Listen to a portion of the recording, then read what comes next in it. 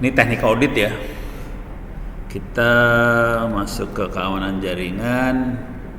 Sebagian besar materi udah dibahas sih sebenarnya.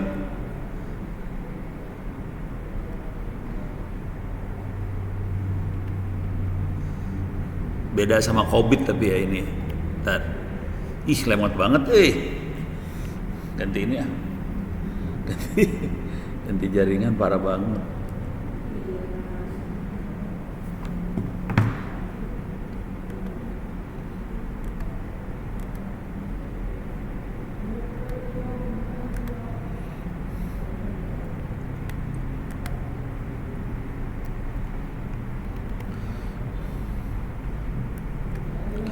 Oke, di bagian bawah di kuliah cyber security paling bawah. Aduh, lemot. Alah.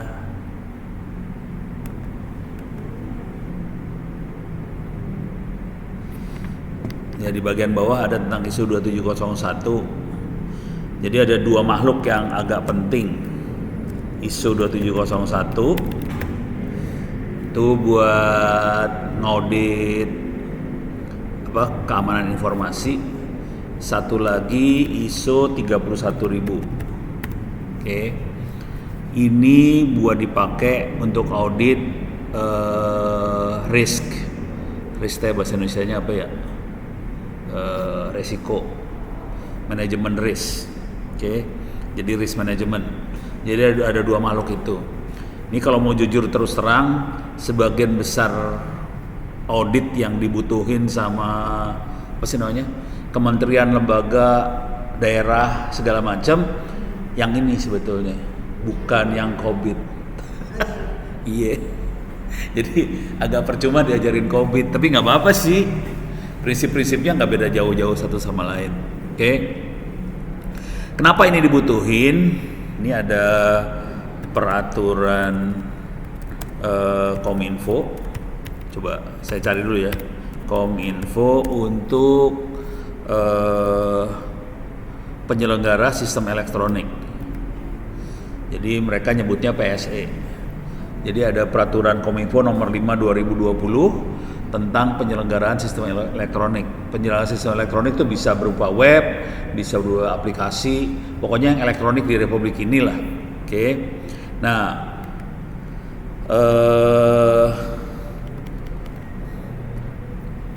semua yang PSE ini harus daftar ke Kominfo. Ini peraturannya yang ini ya, 5 2020. Nah, ini mereka harus daftar ke Kominfo, dan waktu daftar harus melampirkan bahwa aplikasi yang dia selenggarakan buat masyarakat sudah diaudit ISO 2701, terutama ISO 27001. Makanya ISO 2701 jadi penting banget sih sekarang, karena itu dipakai buat ngaudit keamanan informasi. Ini satu. Terus satu lagi yang jadi masalah besar adalah ada undang-undang PDP. Tapi ini nggak ada ISO-nya, nggak ada auditnya nih. Auditnya tetap di ISO 2701 tadi sih sebenarnya. Sini lemot juga ya. Telkomselnya lemot, kampusnya lemot, bagus, dua-duanya lemot, parah. Tapi kira-kira ginilah, udahlah saya pakai yang pernah saya download aja. Jadi kalau permukaannya itu yang 27001. 2701 buat keamanan informasi. Kalau yang risiko, manajemen risiko ISO 31000. Oke, itu nama apa ya? Nama standarnya. Cuman nanti saya pengen ngajarin teknik auditnya yang cepet. Dan kalau mau jujur, nih ngomong jujur terus terang dulu ya, orang-orang pada brengsek sih. Jadi mereka harus daftar ke Kominfo. Waktu daftar harus ngelampirin bahwa sertifikat apa-apalah bahwa mereka sudah diaudit ISO 27001. Nah, itu mereka bayar supaya dapat sertifikat itu. Jadi audit ISO 27001 31000 yang namanya ISO, COVID segala macam, mereka akan ngaudit dokumen. Dokumennya udah ada belum? Misalnya udah ada visi misinya belum? Sudah ada prosedurnya belum? Mana dokumennya? Jadi mereka selalu ngaudit dokumen. Nah, untuk audit dokumen butuh waktu bulanan, bisa sampai 3 bulan, bisa sampai 6 bulan. Dan proses auditnya jadi mahal banget, bisa puluhan juta. Nah, udah gitu ada beberapa auditor-auditor yang rada ngaco, dia ngasih service. Kalau Anda diaudit sama saya lebih cepat, harganya lebih murah. Tapi ya udah, cuma dilihat sedikit, udah gitu kasih sertifikat dah, jebret, masukin ke. Iya, jadi banyak yang kayak gitu, dan itu nggak bagus sih sebenarnya. Tapi ya Republik ini mah kacau lah kadang-kadang kayak gituan. Jadi ada yang model gitu, ngasih tahu ada kenyataan di lapangan rese sebenarnya. Oke, sekarang saya akan coba masuk satu lagi yang belum yang bakal seru juga adalah Undang-Undang Perlindungan Data Pribadi. Jadi ini hari ini kita lebih ke arah hukum ya. Undang-Undang Data Pribadi itu nomor 27 tahun 2022. Oke, nah yang seru dari makhluk ini adalah kenapa ini sampai keluar? Karena banyak data-data KTP, data-data pribadi orang jebol, dihack. Oke, seperti apa? Di Dukcapil, di imigrasi, data jebol semua. Karena itu jebol, DPR kebakaran jenggot. Akibatnya undang-undang ini dipercepat ditandatangan. Nah, cuman harus ngerti. Jadi ini globalnya kira-kira gitu.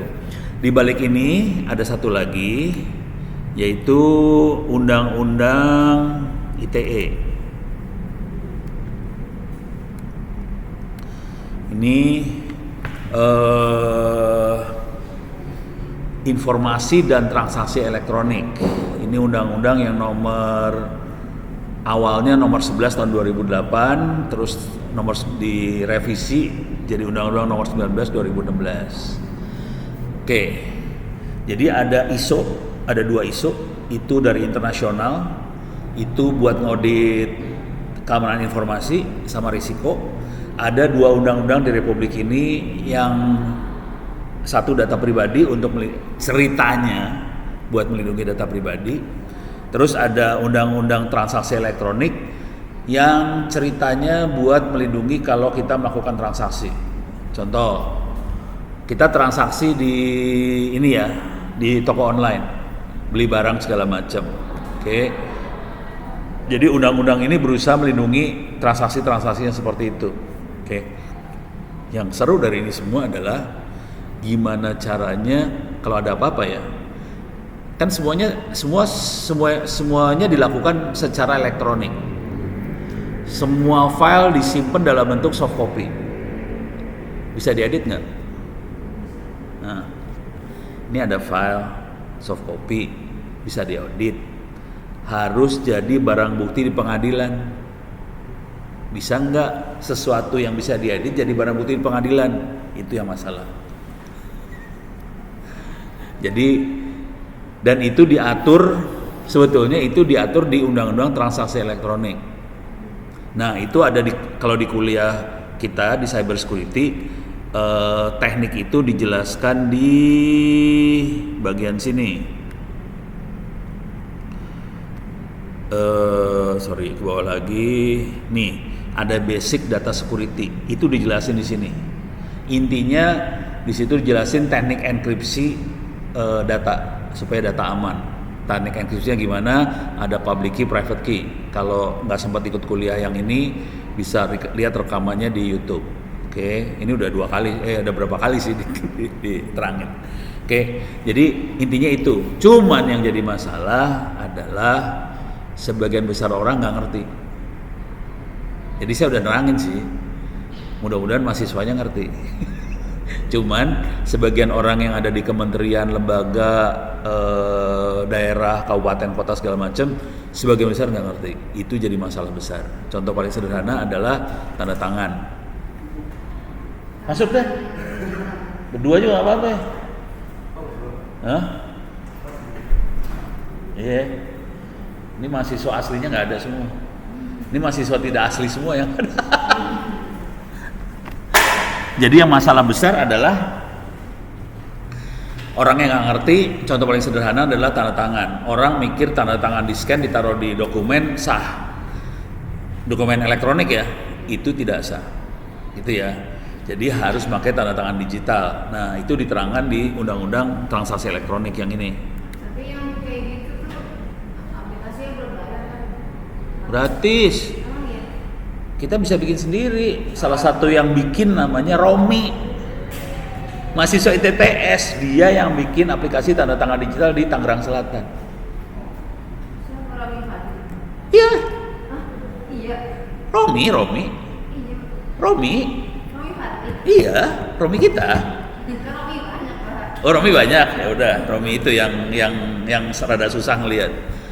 Dia yang bikin. Oh iya, Pak. Iya. Itu kemarin di kuliah kan saya jelasin juga cara bikin tanda tangan digital. Pakai sistem operasi Linux bisa. Oh bisa, Pak. Bisa. Nanti tolong lihat di kuliahnya aja. Jadi itu semua free open source. Oh tapi pakai Linux ya? Enggak ya, kalau mau pakai Windows bisa, jauh lebih susah. Kalau pakai Linux lebih gampang. Jadi itu semuanya free. Yang masalahnya nggak banyak orang ngerti. Beres ya. Itu contoh, salah satu contoh aja lah. Oke. Ini udah kebayang ya. Jadi petanya kira-kira gitu. Ada ISO 27001, ada ISO 31, ISO 27001 urusannya buat keamanan informasi. Ini standar internasional. ISO 31000 untuk manajemen resiko. Terus ada undang-undang transaksi elektronik tadi yang ngatur tanda tangan digital dan sebagainya, enkripsi dan sebagainya. Itu dibutuhkan supaya semua dokumen yang bentuknya soft copy bisa jadi barang bukti di pengadilan. Kalau syarat itu tidak dipenuhi, apa yang kita kerjakan di toko online, Bukalapak, Topet segala macam, nggak bisa jadi barang bukti di pengadilan. Loh, hati-hati. Sebenarnya nggak bisa. Jadi misalnya kita transaksi, udah gitu ada orang nipu, oke, barang bukti kita cuma screenshot bahwa kita pernah transfer duit ke sana gitu, bentuknya screenshot. Pertanyaannya, screenshot seperti itu bisa kita buat nggak? Bisa kita edit kan? Nggak bisa jadi barang bukti pengadilan. Kalau yang bisa diedit, nggak bisa jadi barang bukti pengadilan. Parah tuh.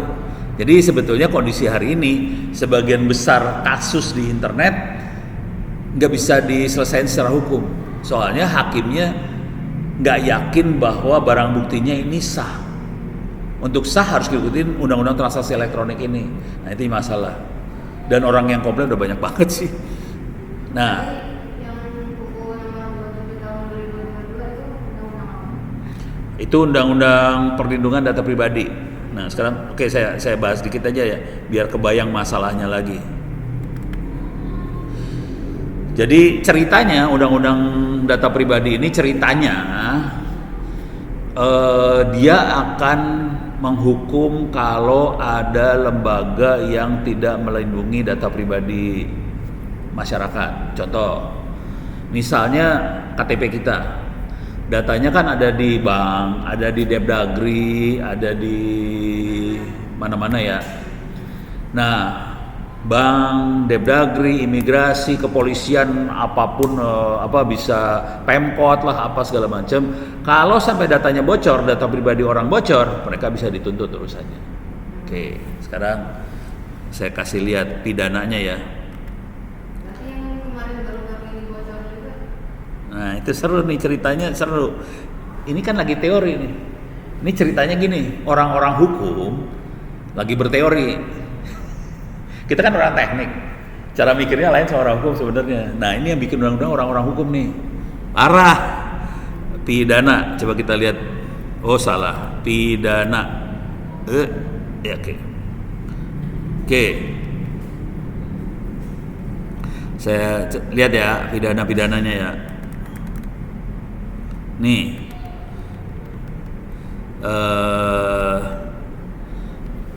Setiap orang yang dengan sengaja melawan hukum memperoleh dan mengumpulkan data pribadi bukan miliknya dengan maksud untuk mengambil keuntungan, kena denda, bisa kena 5 tahun penjara atau 5 miliar. Tapi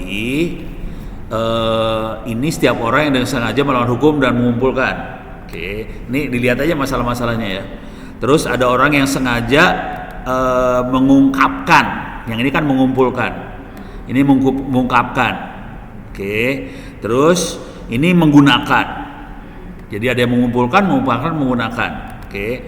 Itu dendanya sekitar 5 miliar. Terus ada lagi yang memalsukan 6 miliar. Itu orang. Nah, yang seru adalah kalau nih ya, kalau dilakukan oleh corporate, dendanya 10 kali dari orang. Nih, sekarang ini contoh sederhana aja. Ini contoh, ya. Ini bayangin. Jadi yang dia targetin sebenarnya ada 3 yang ditargetin. Satu, jadi nanti di konsepnya dia ada yang pengontrol data pribadi, itu misalnya Depdagri. Ada yang pemroses data pribadi, itu misalnya bank. Ada orang. Oke. Nah sekarang, nih contoh. Ini nggak usah jauh-jauh lah, masuk Google aja. Masukin kata iktp. iktp data pribadi ada di situ ya, iktp. Oke, kita enter. Terus klik gambar lah. Ini yang posting siapa?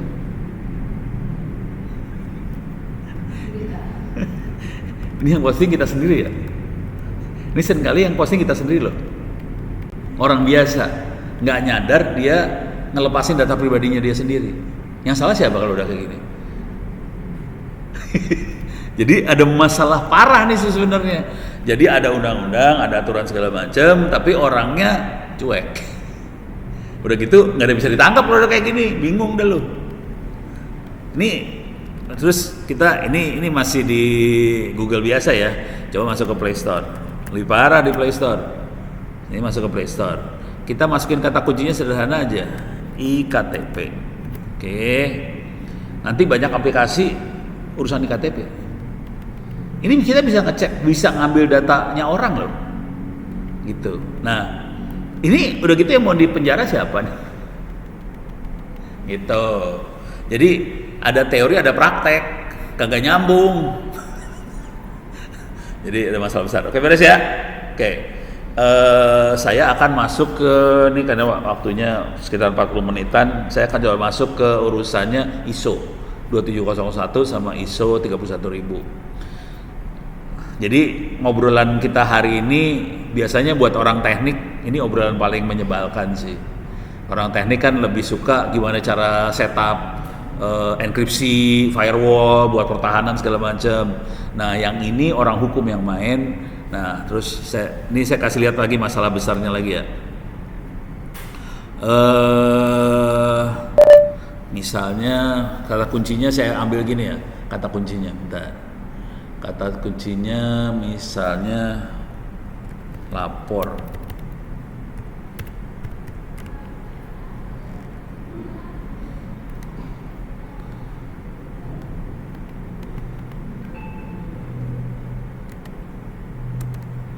Saya masuk ke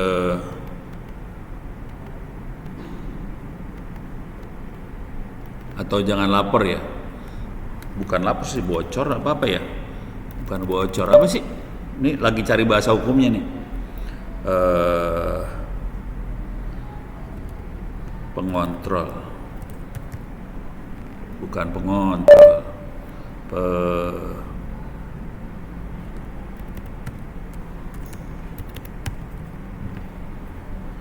Oke. Saya pakai kata pemroses nih, saya nyari ya. Kita cari dulu. Lupa soalnya.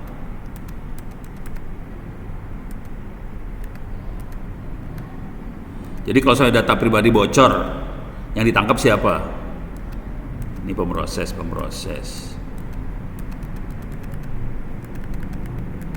Ini lagi cari ya, bentar.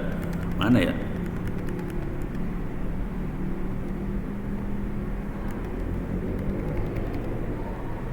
Nah, ini nih.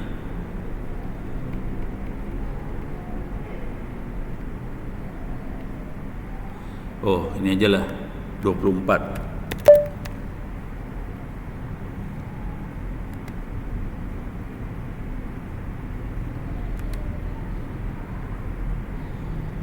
Oke, bukan. Bukan. Ini dia. Ini tentang Nah, ini kalau ada kegagalan perlindungan data pribadi. Maksudnya, jadi kalimat yang dipakai sama dia adalah kegagalan. Sebetulnya data pribadinya bocor. Oke. Jadi, kalau sampai data pribadi bocor, pengendali itu yang ngontrol tuh misalnya Depdagri, imigrasi, pokoknya yang pegang data langsung, mereka harus bikin pemberitahuan secara tertulis paling lambat 3 kali 24 jam. Oke, tentang ke yang punya data, ke lembaganya belum didefinisikan sampai sekarang belum. Oke. Terus pemberitaan terus dimaksud minimal memuat data pribadi yang terungkap, kapan dan bagaimana upaya penanganan. Oke. Ini orang hukum yang nulis ya. Kejadian benernya tahu nggak? Pertanyaan sederhana aja. Kira-kira kalau ada data bocor, orang bakal tahu dalam waktu 3 kali 24 jam nggak? Orang hukum mikirnya kayak gitu. Kenyataan hidupnya seringkali karena mereka sistem pertahanannya nggak bagus, seringkali si pimpinan lembaga itu taunya dari koran, dari media, dan itu taunya bisa seminggu 2 minggu setelah kejadian.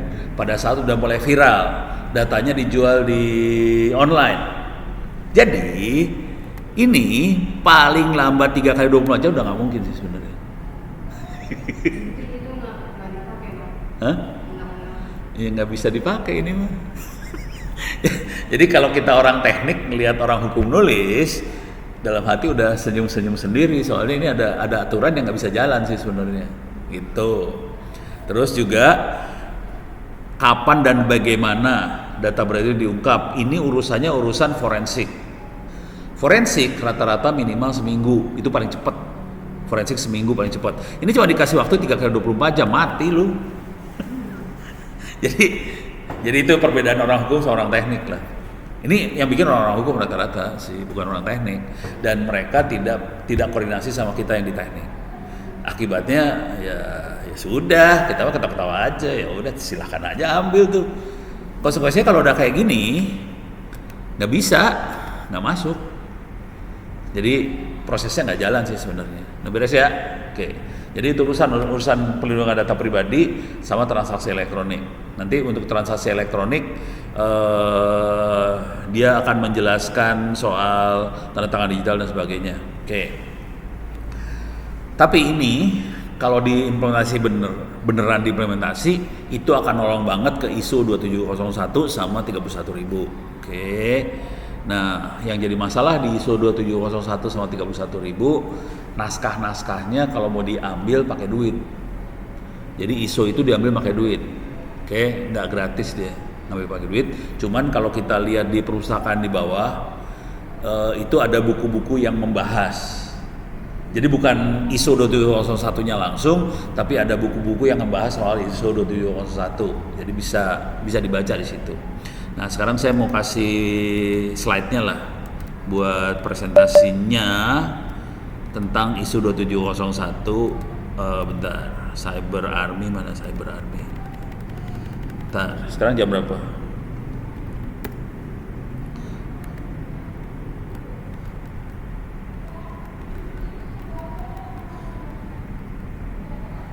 Bentar, enaknya yang ini atau yang itu ya?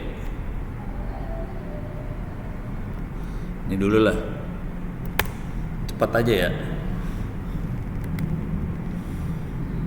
Ini lebih ke arah risk, yang ke ISO 31000 kalau yang ini ya. Yang ini lebih ke arah ISO 31000.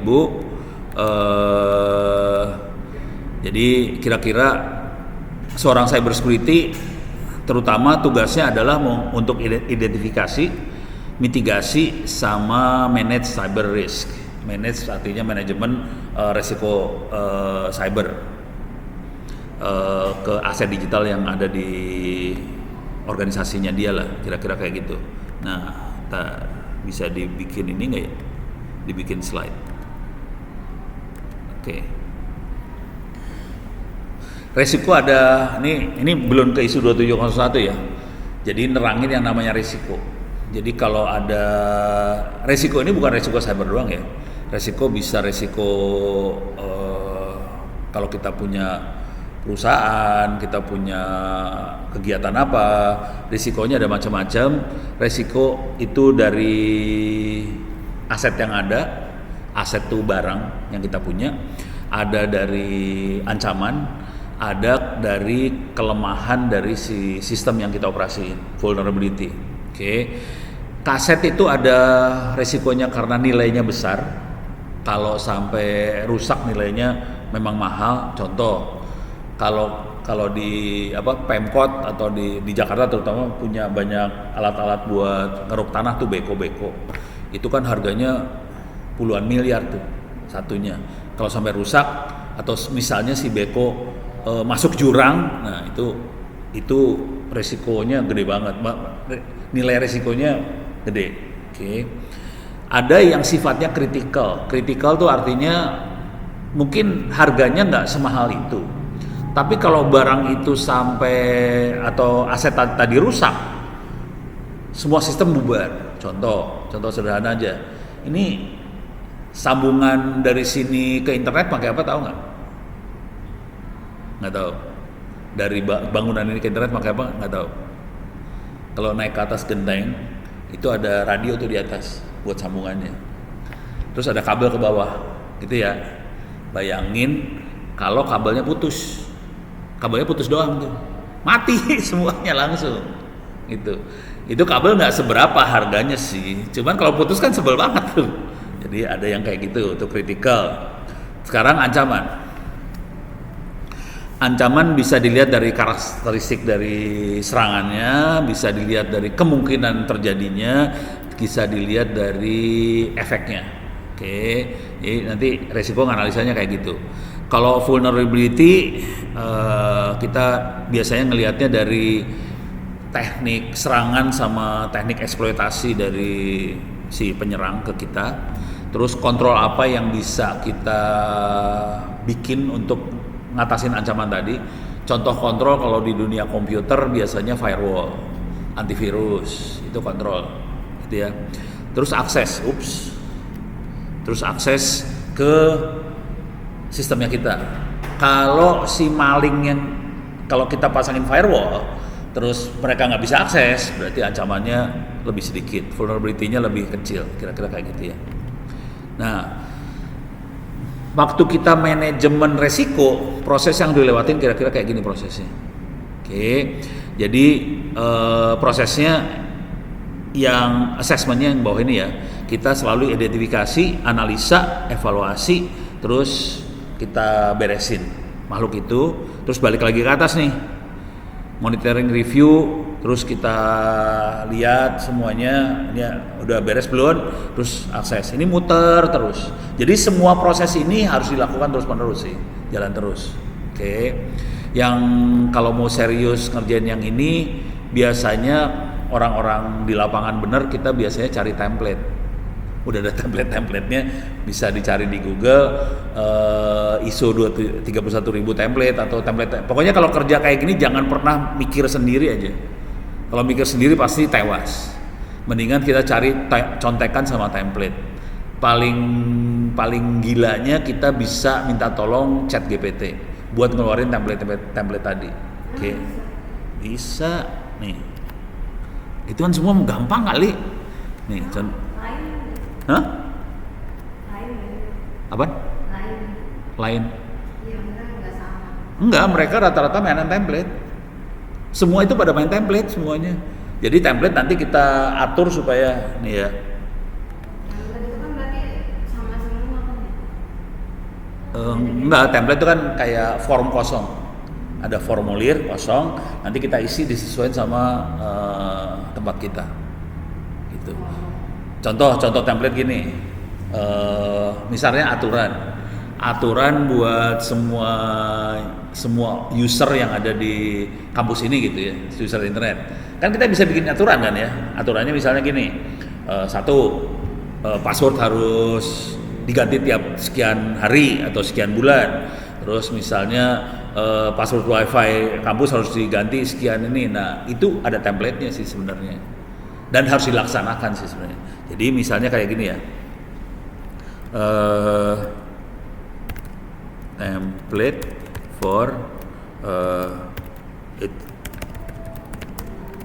Ini buat si auditor nih ya, saya lagi bukan buat korban, buat yang kita audit, bukan. Si auditor ngevaluasi template for evaluating ISO 31000 in cyber security gitu ya. Itu kalau COVID juga bisa kayak gitu. Bisa aja. Pokoknya kita pakai ChatGPT aja dah. Tuh langsung keluar nih. Mungkin nulis itu gimana? Apa? Nulis itunya. Nulis laporannya. Mau dalam bentuk paragraf langsung misalnya ya. Oh bisa. Iya, ChatGPT juga bisa ngeluarin langsung paragraf. Ini kan poin ya. Bisa jadi paragraf, tapi kita harus punya temuan dulu. Soalnya dia kan nggak tahu temuannya kita. Jadi temuan-temuannya harus kita tulis dulu. Terus kita bilang ke si ChatGPT, tolong temuan ini ditulis dalam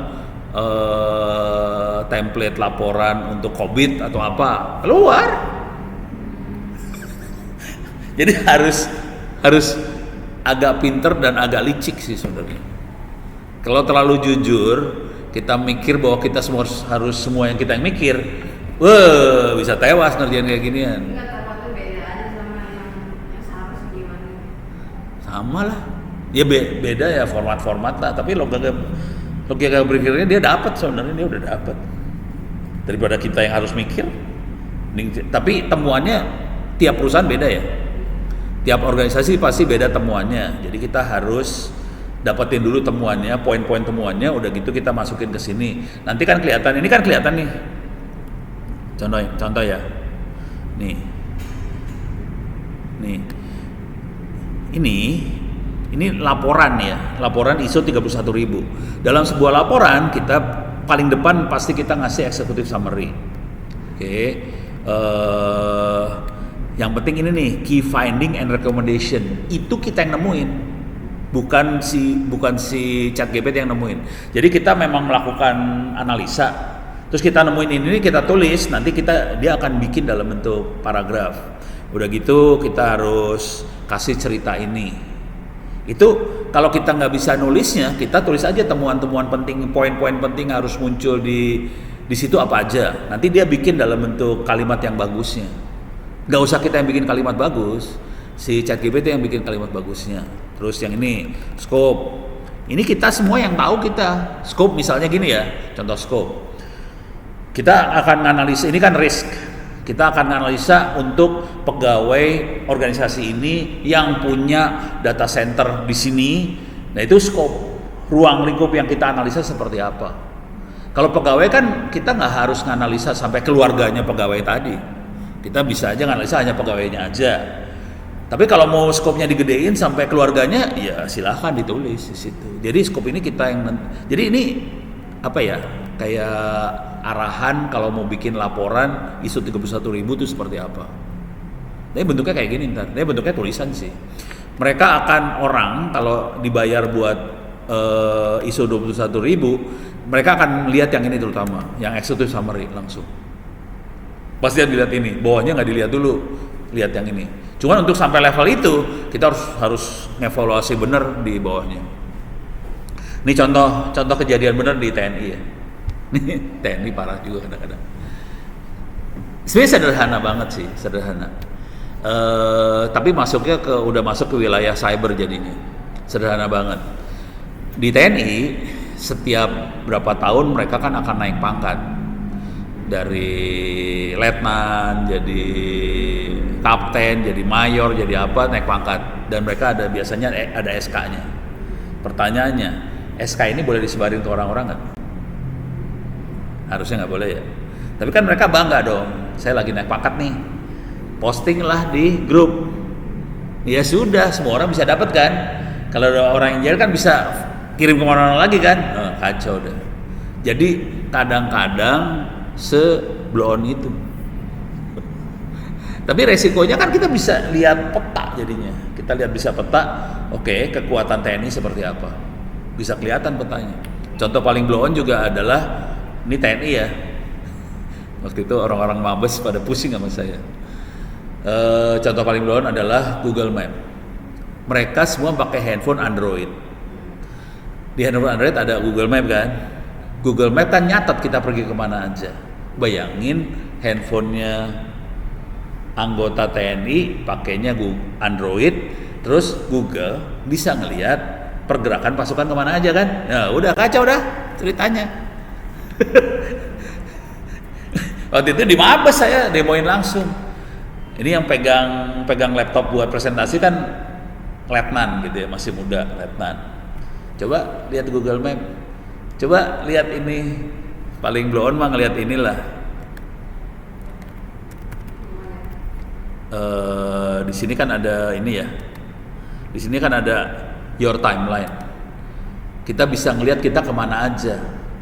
Ini kan akunnya akun yang jadi tukang nyorot layar nih kan, bukan akunnya Ono waktu kemarin tuh. Kalau ini Ono, kalau Ono sengaja dibuka kayak gini, buat demo kepaksa lah saya. Tapi Google kan nyatet kita kemana aja. Bayangkan ini anggota TNI dicatat dia pergi kemana aja, ya ketahuan lah. Yang namanya markasnya di mana, yang namanya tempat logistiknya di mana, kelihatan semua, parah. Ini kelihatan dia gerak dari rumah ke Mabes kemana kelihatan. Pusing langsung oke. Itu contoh risk. Ini contoh risk ya. Oke. Mana tadi? Ini ya. Nah, ini masalah resiko. Resiko, bentar. Oke. Resiko ada 5 yang kita lihat sebagai resiko. Ada pelakunya, bisa internal bisa eksternal. Ada tipe serangannya, ada yang memang jahat, miscellaneous itu jahat. Ada yang accident tuh, apa sih accident bahasa Indonesianya sih? Bukan sengaja. Kalau accident tuh kecelakaan, nggak sengaja, tidak sengaja. Setelah kecelakaan, ada yang karena error, ada yang karena kegagalan, failure, ada yang karena alam, ada yang karena dari luar lah. Terus event yang terjadi juga macam-macam di sini. Ada yang curi, ada yang modifikasi, ada yang rusak, apa segala macam di sini. Jadi ada yang event, ada yang aset resource yang ini ya. Ini skenario resikonya ya.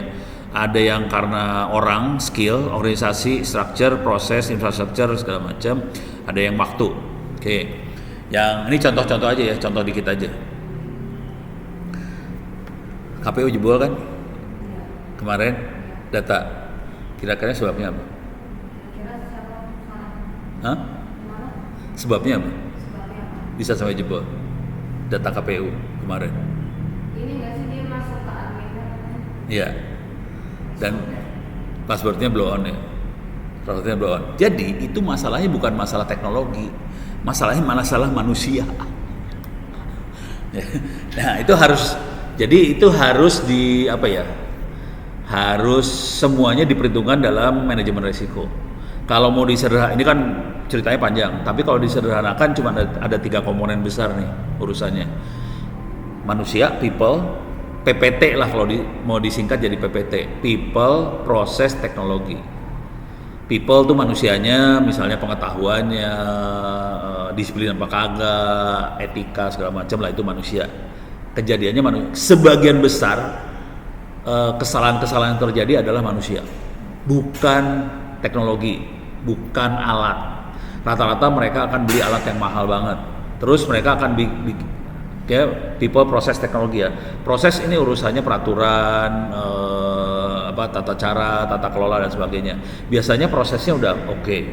Jadi mereka bikin peraturan tertulis udah bagus, diaudit. Jadi kemarin KPU itu yang ngaudit orang BPPT. Saya kan tanya, kalian udah diaudit belum sih? Udah, BPPT, oke. Cuman kalau saya nanya orang kayaknya ngeledek banget. Padahal saya tahu masalah besar dia di orang. Cuman dibilangin susah. Ya udah, jebol. Kemarin BSI jebol sebab apa tahu? Hah? Apa? Keteledoran juga. Manusia lagi sih. Jadi dia abai, dia ngeklik masuk si ransomware ke dalam. Jadi manusia lagi. Jadi sebagian besar semuanya manusia sih. Cuman kayak nggak sengaja gitu ya. Itu kan harus dilatih, orang kan harus dilatih. Jadi masalah besarnya nanti manusia. Kira-kira gitu. Nah, ini buat kalau kita bikin kontrol tuh biasanya aturan ya. Aturan atau masang mesin buat firewall apa segala macam. Nah, yang jadi masalah dengan resiko-resiko tadi, kalau kita mau ngontrol, sebaiknya biaya kontrol dengan invest yang kita kontrol harusnya yang kita kontrol biayanya harus lebih tinggi daripada alat yang buat kontrolnya. Nah, itu yang jadi masalah besar, gitu ya. Jadi kira-kira kayak gitu. Nah, ini teknik buat respons, ini nggak bisa digedein lagi. Ini COVID nih, yang dipakai COVID. Iya, untuk risk. Ini COVID. Jadi kita kadang-kadang kecampur-campur antara COVID, ISO, kecampur-campur sih, gitu ya. Dan kalau yang gila, kita nyampurin semua jadi satu. Itu namanya NIST. NIST dia nyampurin semua. NIST itu punya, kalau di dunia cyber NIST 800 itu punyanya standarnya Amerika. Itu tentang keamanan informasi. Cuman dia bukan buat audit. Ya audit juga sih. Cuman dia itu targetnya buat ngeliat level suatu organisasi untuk keamanannya udah sampai level berapa, udah bagus belum gitu. Namanya NIST 800. Oke. Nah, ada yang ini nggak? Bisa saya gedein nggak ya? Ini susah ngeliatnya. Saya gedein aja lah. Berarti kalau NIST ini dia pakai ISO sama COVID ya? Campuran macam-macam, bukan hanya ISO COVID doang.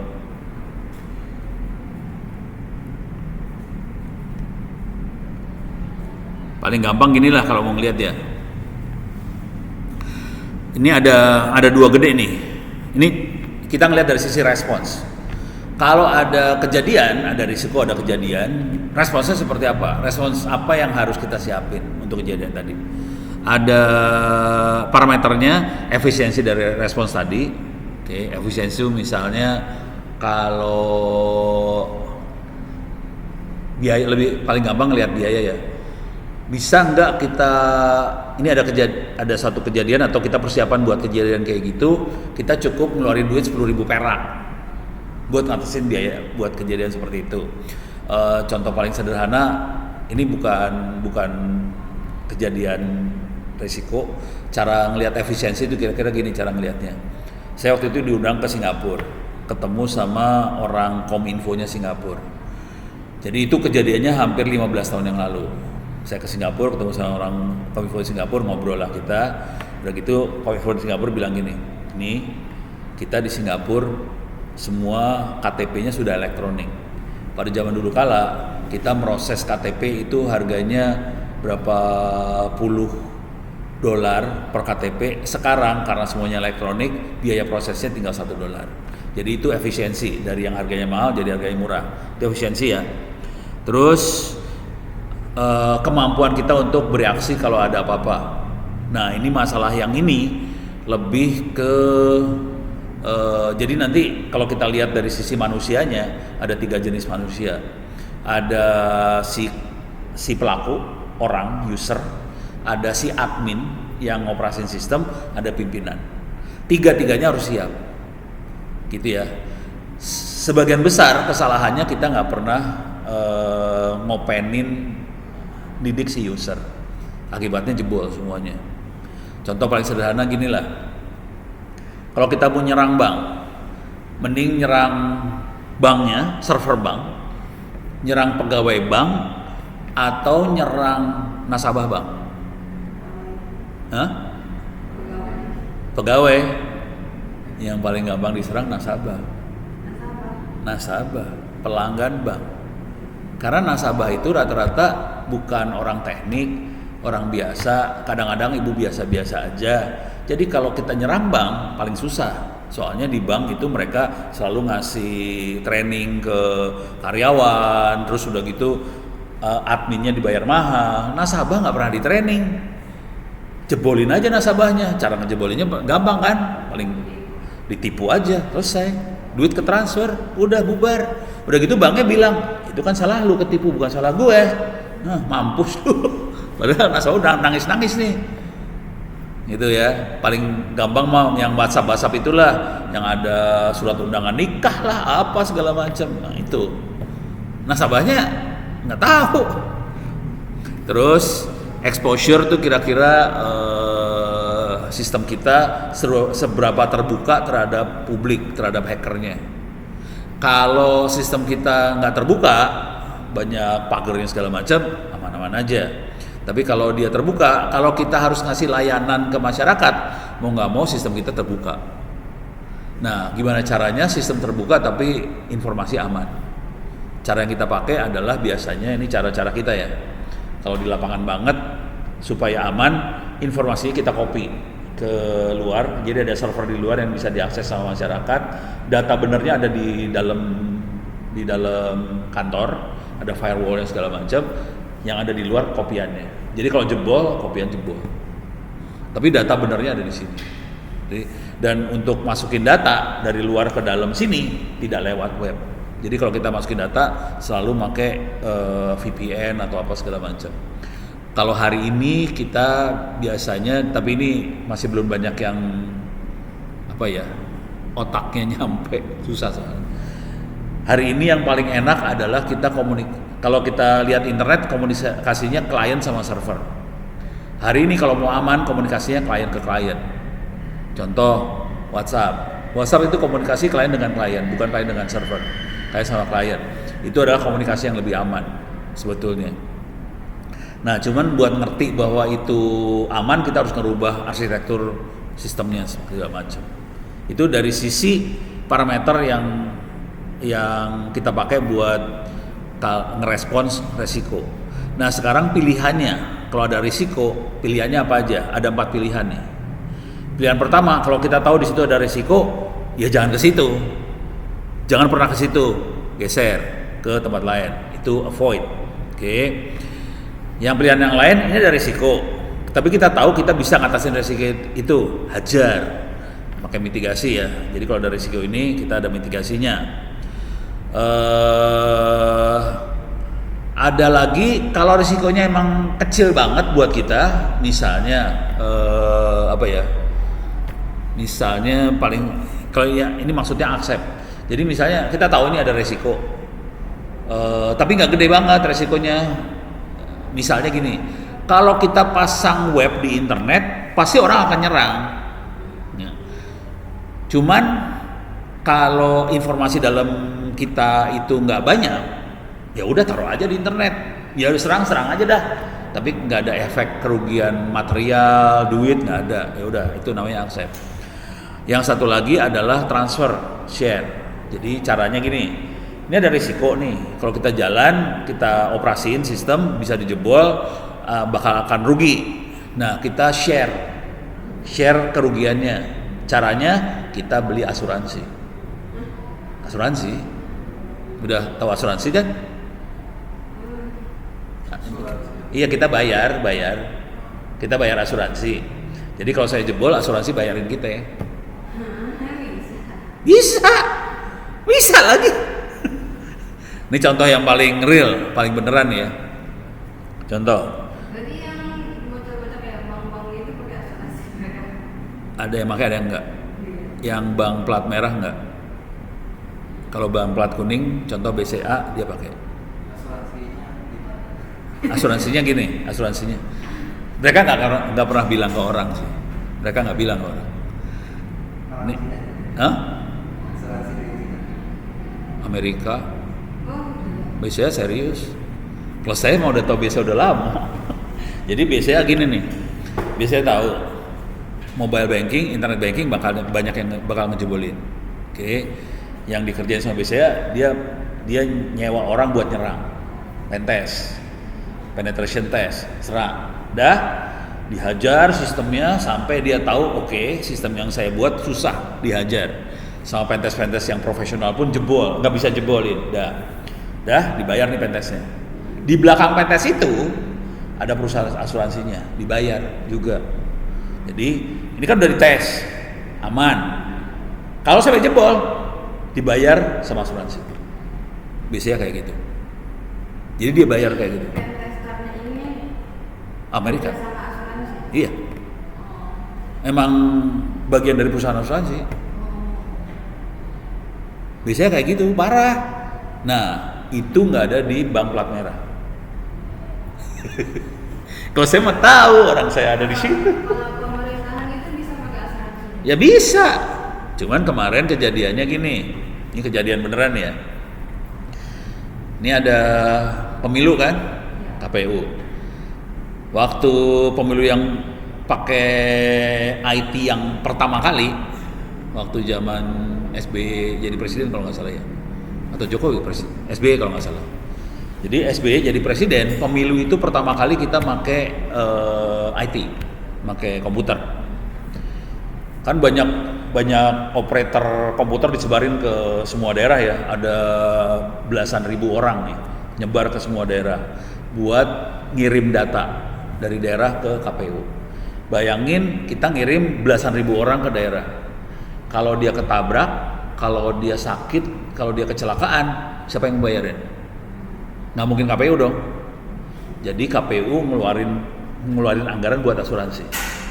Akibatnya apa yang terjadi? KPU, pimpinan KPU, sesudah ini udah beres urusannya, pemilu udah jalan dengan lancar dengan baik, pimpinan KPU ditangkap sama KPK. Korupsi. Dianggap korupsi. Dianggap korupsi. Jadi gini, kenapa sampai kayak gitu? Ini kan pemilunya jadi bersih, karena pakai komputer bersih dong. Partai sebel dong, karena partai pengen ngerubah angka.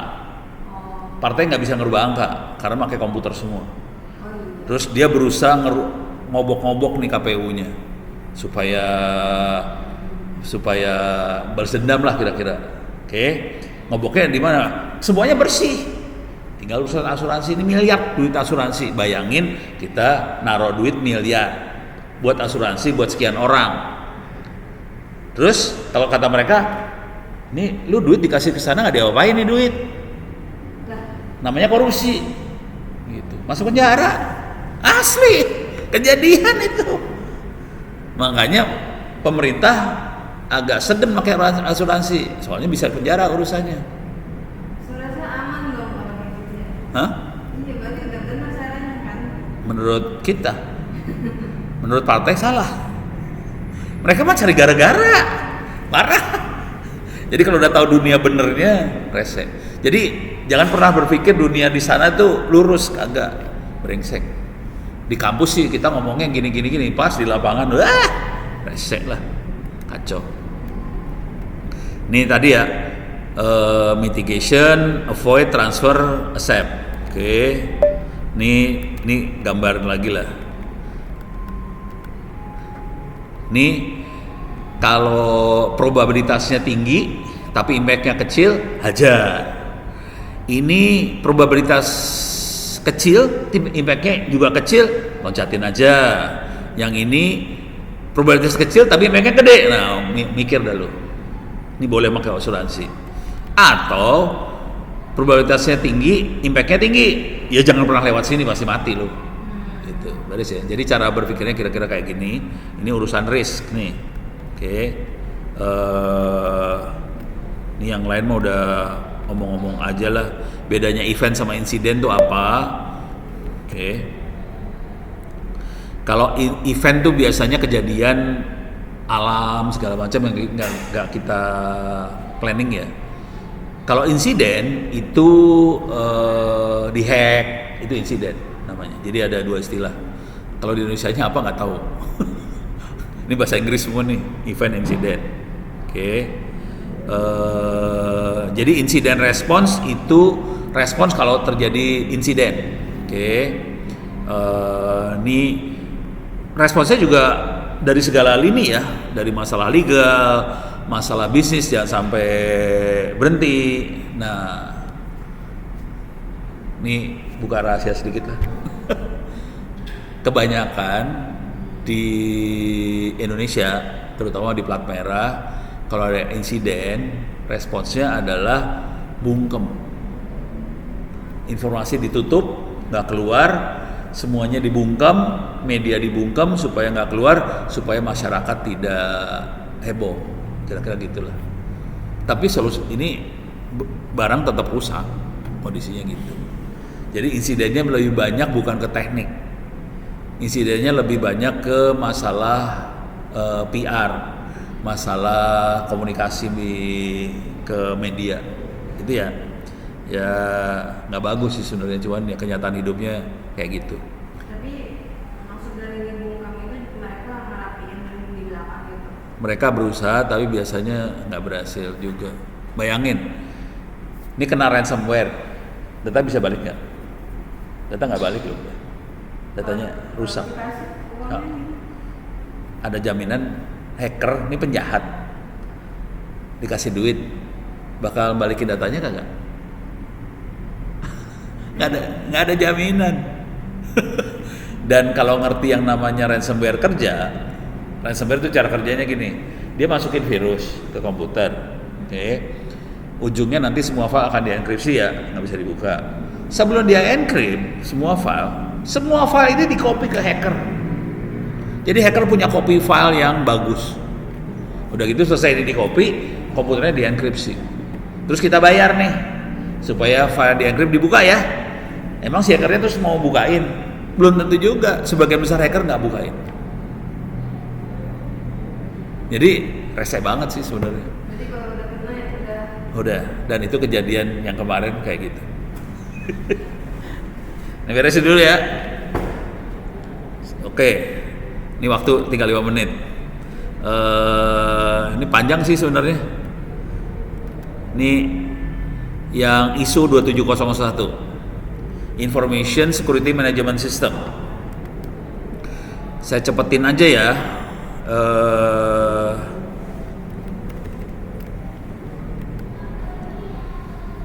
Gimana caranya biar cepet? Bingung.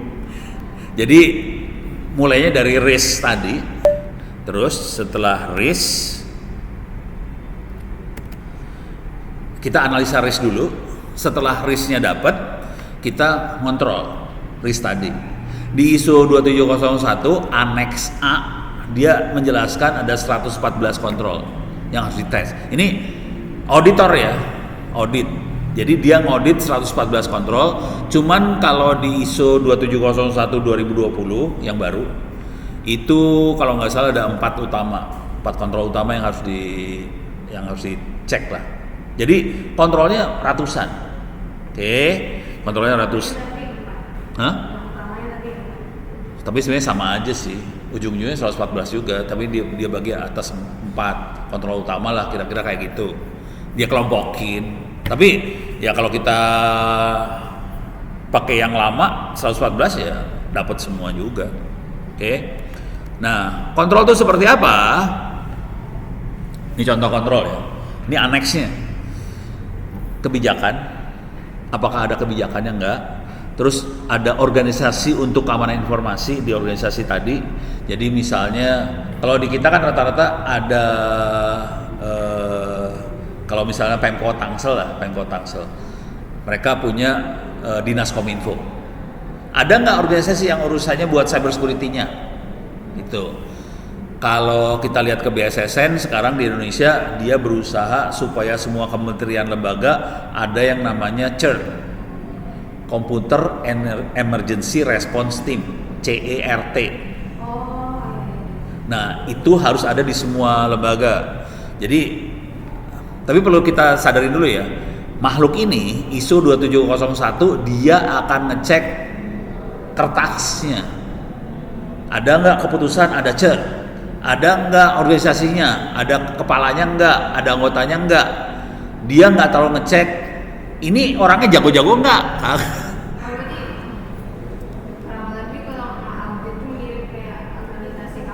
Sama, persis, kayak bukan mirip, emang kayak gitu. Jadi mereka termasuk COVID ya, COVID akan ngecek lembaran-lembarannya ada kagak, gitu. Tapi ya kayak audit kampus ini aja lah, ada visi misi nggak, terus nanti kira-kira orang pada tahu nggak, terus caranya buat tahu auditor akan wawancara kan mahasiswa, lu tahu ini nggak gitu, itu aja. Tapi emang itu bener kejadian bener apa kagak? Nggak tahu dah. Kadang-kadang kan sandiwara juga kalau mau jujur ya. Jadi ini akan lihat organisasi, terus lihat keamanan sumber daya manusianya, manajemen asetnya gimana, kontrol aksesnya gimana. Kontrol akses tuh maksudnya gini ya, username password segala macam, password di wifi segala macam. Kriptografi itu yang saya terasi di kuliah ya, buat enkripsi segala macam. Yang ada di kita cuman HTTPS aja, ada kriptografinya. Cuman kalau masing-masing user itu login pakai username password, bukan kriptografi dia. Jadi lebih gampang dijebol. Terus ada keamanan fisik sama lingkungan. Contoh keamanan fisik dan lingkungan tuh kayak gini. Misalnya server kita ada di data center. Data centernya di kerangkeng nggak, ada jerujinya nggak, ada penjaranya kagak, gitu. Sebagian besar data center kita nggak dikasih jeruji. Jadi nggak ada penjaranya. Kalau datanya serius, dikasih jeruji dia sebetulnya. Nah ini harus dilihat semua nih. Tapi bentuknya dokumen nih ya. Nah supaya kita nggak pusing, kemarin ini kan pusing lihat gini ya.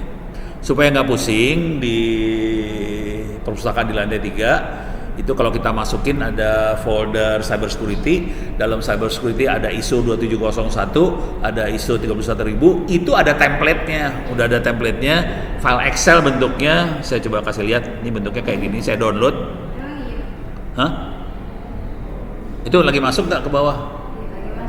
Cyber security ada ISO 27001 dalam cyber security. Hah? Lama makanya males gue.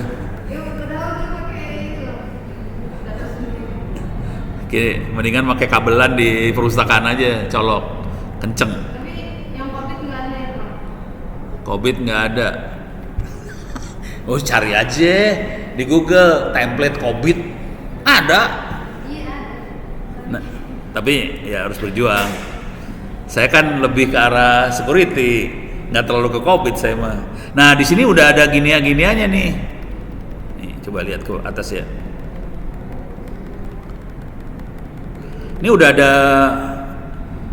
define policy for mobile device, define policy for working remotely, define policy for, kebanyakan policy ya, kebijakan, peraturan buat mobile device, remote working, apakah ada enggak. Terus ini ada contrengannya, dokumennya yang mana, terus ada temuan apa di situ, itu harus dibaca loh. Jadi dokumen tadi harus kita baca, temuannya apa dari yang kita baca. Konsekuensi untuk dapat temuan kita harus pintar juga kan. Waktu baca kita harus kritis. Ini temuannya apa aja. Jadi dia udah nyediain template, tinggal kita ngecek ke yang kita audit, mana peraturan buat mobile device, mana buat ini. Ini apa nih? Policy for disciplinary process regarding information security. Jadi masalah disiplin. Maksudnya disciplinary process itu gini. Kalau ada yang data jebol, ini orang mau diapain nih? Mau dipenjara, masih dikasih ke satpam atau polisi atau kemana? Ini harus ada polisinya semua. Ini banyak loh, ini banyak banget. Makanya kalau di audit ISO 27001 pingsan rata-rata. Semua nyiapin dokumennya mati-matian nih. Dan auditor yang benar galak. Saya udah pernah ngalamin beberapa kali sih. Auditornya galak. Yang beneran galak. Kalau auditor yang rada-rada mah cara ngomongnya gini ntar. Pak, saya kan auditor, saya harus punya temuan dong. Nggak mungkin saya tanpa temuan. Kalau tanpa temuan auditornya nggak bagus. Jadi auditor perlu temuan. Jadi akhirnya nanti nego. Ya udah deh, temuan kita tahun ini yang ini buat temuan. Nanti yang temuan yang lain kita tunda buat tahun depan kan, karena auditnya tiap setahun sekali. Jadi kayak gitu kadang-kadang. Hah? Iya. Nanti kan berupa laporan. Misalnya baik apa gimana gitu ya, terus dikasih tahu kan tadi ada executive summary-nya ya. Di executive summary kan ada temuannya apa aja ditulis loh gitu. Nah cuman kalau mau jujur ya, ilmu ini yang kuat bukan orang IT. Jadi kalau kita orang IT teknik, biasanya nggak akan kuat suruh ngerjain ini. Yang kuat banget biasanya akuntan. Jadi kalau misalnya dia dari SMK accounting tuh ya, mereka kuat buat kayak gini rata-rata. Jadi yang kuat yang ini orang-orang akuntan, bukan orang teknik IT. Jadi saya kenal banyak auditor, mereka backgroundnya bukan IT, mereka backgroundnya rata-rata akuntansi. Asli.